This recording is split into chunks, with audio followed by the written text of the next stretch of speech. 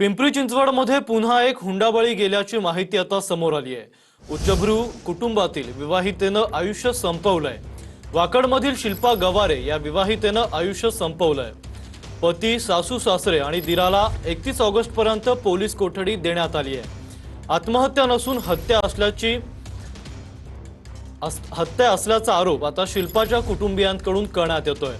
माहेरच्या संपत्तीत हिस्सा मागत शारीरिक छळ केल्याचा आरोप करण्यात आलाय। पती सचिनवर लग्नापूर्वीही हत्येचा गुन्हा दाखल असल्याचं आता समोर आलंय।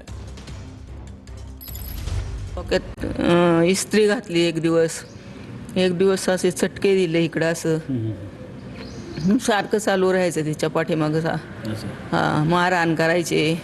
सासू सासरे खाली असले तरी वर येत नव्हती बघायला की काय चाललंय।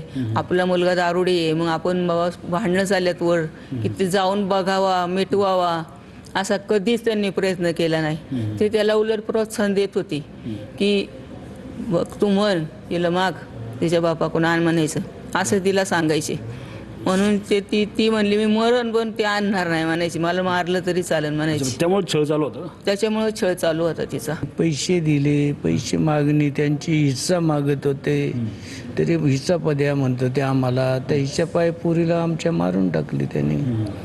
नक्की काय बाकी काय म्हणजे सारखं तुम्ही दिल्यामुळे भूक वाढली का त्यांची? त्यांना शासन घडावं आमची इच्छा आहे। आमची पोरगी गेली आता काय फक्त आमची इच्छा आहे त्यांना त्याचं शासन भेटलं पाहिजे आणि ते गुन्हेगार आहेत